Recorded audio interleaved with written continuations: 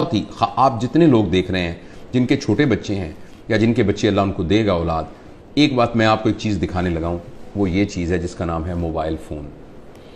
ये मेरी बात गौर से सुनिएगा, बहुत गौर से सुनिएगा।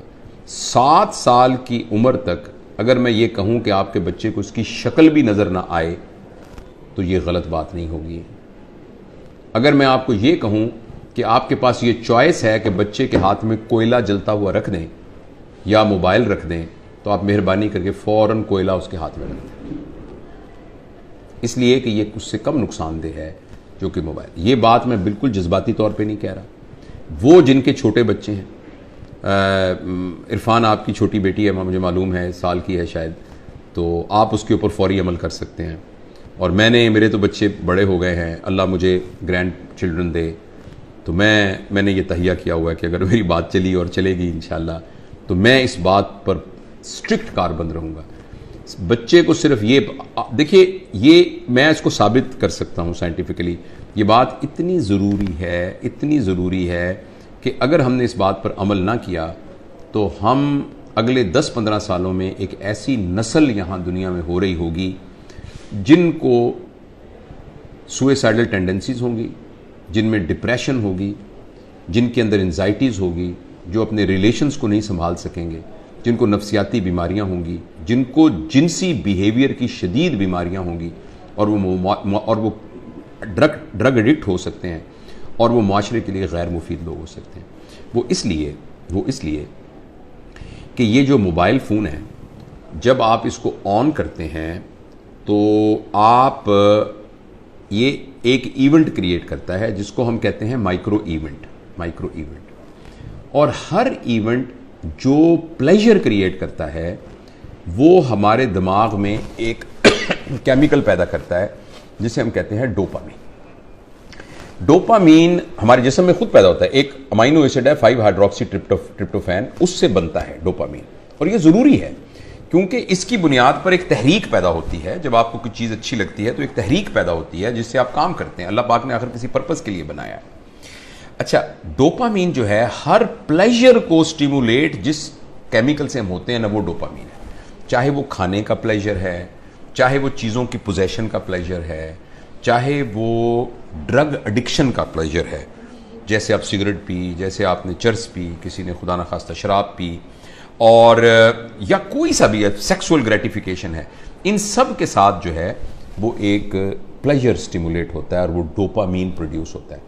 अगर आप एक शख्स के साथ, अपने बेटे के साथ 3-4 घंटे बैठ के खेलें और उसके साथ गेंद से खेलें, उसके साथ पहेलियां बुझवाएं, उसको अपने घुटनों पे बिठा के झूला झुलाएं, उसके साथ तितलियां पकड़ें, 3-4 घंटे में जितने इवेंट्स आप क्रिएट करते हैं वो इवेंट एक वीडियो गेम 2 मिनट में क्रिएट कर देती है।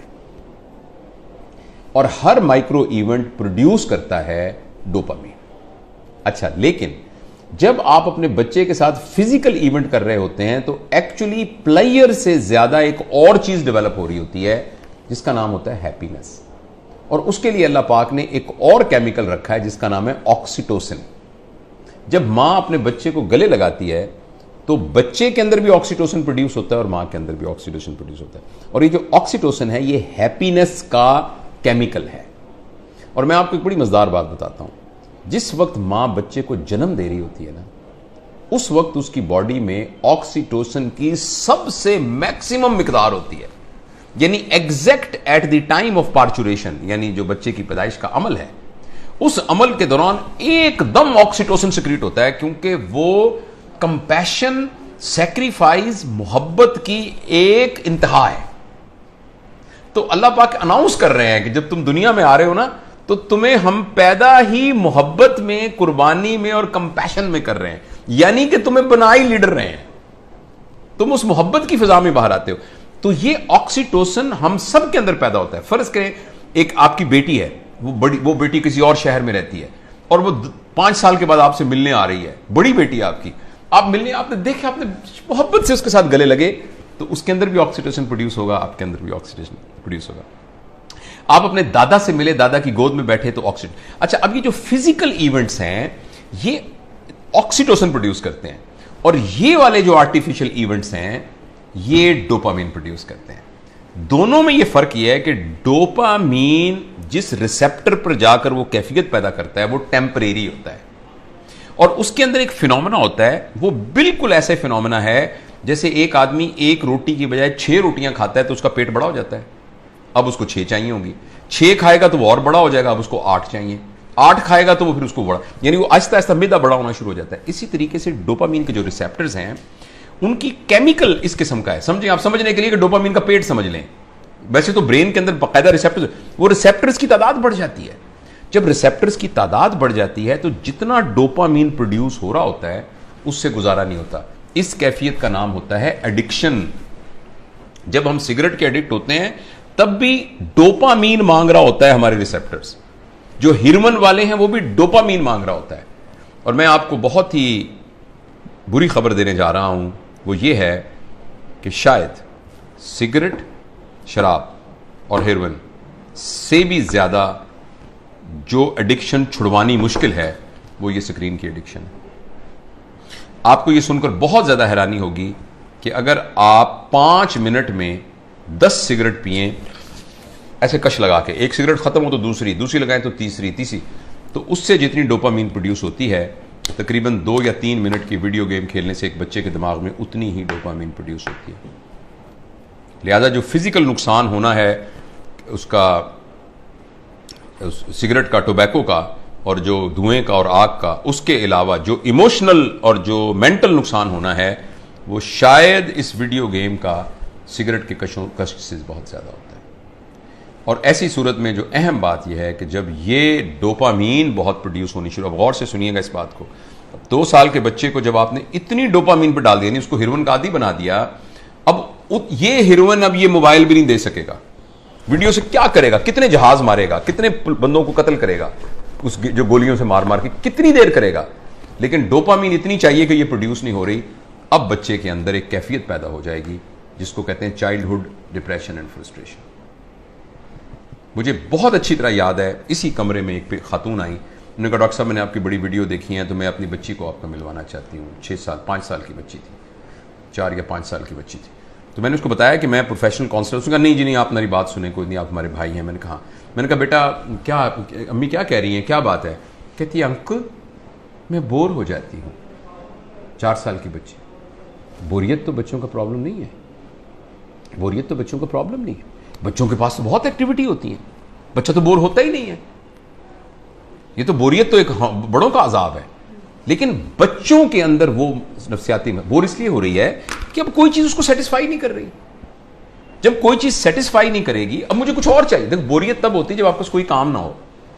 तो बच्चों के पास तो बहुत काम होते हैं, उन्होंने तो गुड़िया के साथ खेलना होता है, उन्होंने तो रस्सा कूदना होता है, उन्होंने तो तितलियां पकड़नी होती हैं, उन्होंने तो पेंटिंग करनी होती है, उन्होंने तो क्राफ्ट्स बनाने होते हैं, उन्होंने तो दोस्तों के साथ गप्पे मारनी होती हैं, उन्होंने तो बहुत कुछ करना होता है, छलांगे लगानी होती हैं, उन्होंने तो फुटबॉल खेलना होता है। तो बच्चों के पास तो बहुत सारे काम होते हैं। लेकिन वो 4 साल की बच्ची इसलिए है कि उसको ये देकर हमने बाकी तमाम चीजों से मफलूज कर दिया है।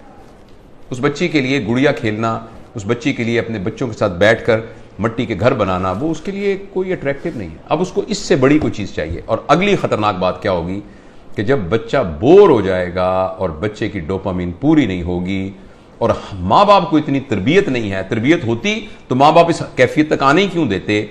अब बच्चा इस वैक्यूम को फिल करने के लिए कोई ऐसा तजुर्बा करेगा जिसमें उसकी क्लास का कोई बदमाश सा लड़का शामिल होगा या कोई और आउटसाइडर शामिल होगा, जिसमें वो बच्चा ड्रग्स में जा सकता है, क्योंकि बोरियत नहीं है। जब बोरियत है तो कुछ करना पड़ेगा बोरियत को दूर करने के लिए। क्रिमिनल है, कोई चोरी करनी पड़ेगी, 1 व्हीलिंग मोटरसाइकिलिंग करनी पड़ेगी, कुछ ना कुछ गड़बड़ करनी पड़ेगी। तो लिहाजा जो सोशल साइंटिस्ट हैं वो इस बात पर मुत्तफिक हैं, लेकिन अनफॉर्चुनेटली हमारे माशरे में तमाम चीज़ें पैसे के गिर्द घूमती हैं। ये रिसर्च छप नहीं रही, ये रिसर्च उतनी ओपनली मार्केट में आ नहीं रही, इसलिए कि बिलियंस ऑफ डॉलर का बिजनेस है मोबाइल का। हर घर के अंदर जिस बंदे ने IBM इंटरनेशनल बिजनेस मशीन जो बनाई थी, तो इंटरनेशनल बिजनेस जिसमें उसने ये कहा था और कि ये जो मशीन है ना, ये सिर्फ दफ्तरों के लिए है, इसका आम लोगों से कोई ताल्लुक नहीं है और इतनी बस मेमोरी काफ़ी है जो कि संभाल लेगी। तो किसी ने कहा कि नहीं, मैंने इस मशीन को हर मेज़ पर पहुंचाना है, इसलिए उसने इसका नाम रखा डेस्कटॉप। हर डेस्क पर पहुंचाना है।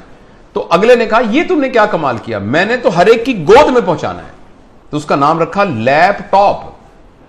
फिर किसी ने कहा लैपटॉप नहीं, मैंने हर एक की हथेली में पहुंचाना है, तो उसने कहा ये पाम टॉप, ये पाम टॉप होगा।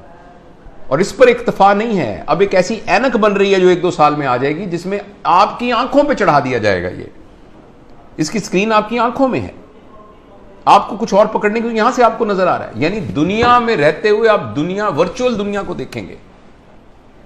क्या इंसानों के ऊपर अजाब आने वाला है, इंसानी वर्चूज पर क्या अजाब आने वाला है। तो इसलिए मेरे बहुत ही प्यारे बेटों बेटियों, अगर बच्चियां भी देख रही हैं और मेरे दोस्तों, मैं आपसे गुजारिश करना चाहता हूं, और मैं अपनी जिंदगी पर मैंने इसको कुछ दिनों से नाफिज किया हुआ। बताऊं कि मैंने क्या किया, मैं तो बड़ा हो गया हूं, पता नहीं जो नुकसान होता।